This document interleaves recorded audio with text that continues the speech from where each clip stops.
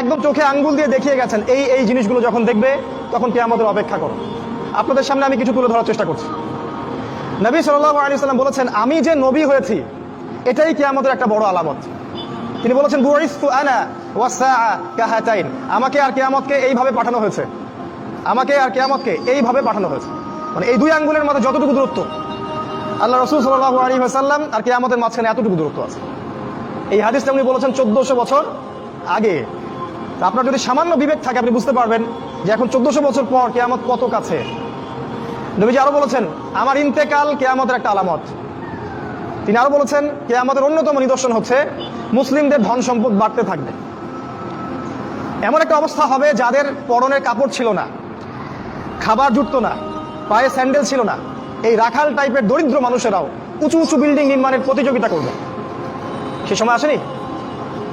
বিগত 100 বছরে আপনি দেখেন কত বিল্ডিং, 100 বছর আগে এগুলো ছিল না।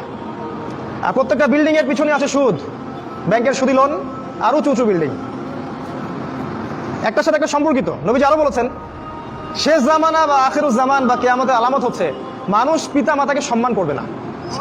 পিতা আর মা এই দুইজন যে সম্মানের পাত্র, এই বোধটাই মানুষের উঠে যাবে। সম্পদের জন্য মানুষ তার পিতাকে হত্যা করবে, ভাই তার ভাইকে হত্যা করবে, স্বামী স্ত্রীকে হত্যা করবে, স্ত্রী স্বামীকে হত্যা করবে, এমনকি সন্তান মাকে পর্যন্ত হত্যা করবে সম্পত্তির কারণে। আর পিতা মাতার সাথে দাস দাসীর মতো আচরণ করা হবে।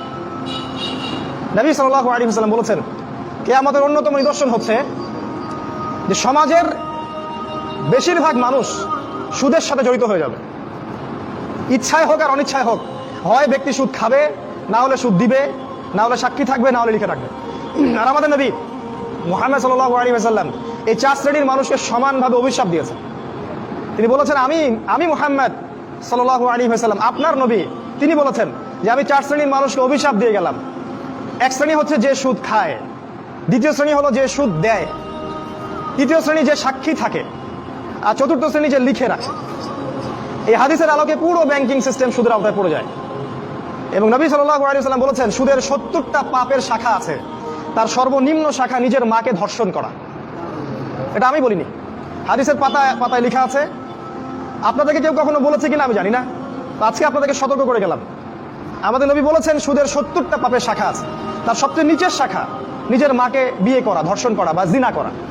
তিনি আরো বলেছেন সুদের সবচেয়ে উঁচু শাখা হচ্ছে আল্লাহ এবং তার রাসূলের সাথে যুদ্ধ করা। সূরা বাকারায় আছে, সূরা বাকারার 275-76 আয়াতগুলো পড়ে দেখবেন। নবী সাল্লাল্লাহু আলাইহি ওয়াসাল্লাম আরো বলেছেন, যে ব্যক্তি 1 দিরহাম সুদ খাবে সে যেন 36টা মেয়েকে ধর্ষণ করলো। এটা বুখারীর হাদিস। আমি নাম্বার বলার সময় পাচ্ছি না, খুব সময় সংক্ষিপ্ত। তিনি আরো বলেছেন, সুদখোরদেরকে কবরে যে শাস্তি দেওয়া হবে সেটা হচ্ছে তাদেরকে রক্তের নদীতে ফেলে তাদের মাথাগুলোকে ফাটিয়ে দেওয়া হবে। কারণ সুদের মাধ্যমে সারা বিশ্বের মানুষের রক্ত তারা চুষে নিচ্ছে। এই কারণে এর ফলাফলটা কি হয়? এর ফলাফলে ধনীরা ধনী হতে থাকে, আর গরিবরা যত দিন যাবে আস্তে আস্তে আরো দারিদ্র্যের অতল তলে নিষ্পেষিত হতে থাকবে। আপনার কাছে মনে হবে হয়তো আমি 10 টাকা দিলে 15 টাকা পাবো, কিন্তু এটা নয়। আপনি আপনার টাকা পাবেন না, আপনি অন্যের রক্ত চোষা টাকা পাবেন। এর ফলে ধনিক শ্রেণীর কোনো ক্ষতি হয় না, তারা অনেক লাভবান হতে থাকে। এই জন্য বিশ্বের একটা অংশ আজকে ধনী হচ্ছে। দেখবেন এই পুরো বিশ্বের একটা অংশ দিন দিন ধনী হচ্ছে, ওই পশ্চিমা সভ্যতা। আর বাকি অংশগুলোকে দেখবেন তারা আস্তে আস্তে দরিদ্রের সীমার নিচে চলে যাচ্ছে। এটার কারণ রিবা, সুদ। তিনি আরো বলেছেন যে সুদ যারা খাবে তাদের জাহান্নামে শাস্তি হচ্ছে ওদের পেটটা ফুলে ফেপে থাকবে, আর পেটের ভিতরে সাপ কিলবিল করবে। আর ফেরাউনের অনুসারী যারা, তারা এদের পেটে পাড়া দিয়ে জাহান্নামে প্রবেশ করবে। এভাবে অপমান করা হবে। কেন ফেরাউনের সাথে তুলনা করা হলো কেন?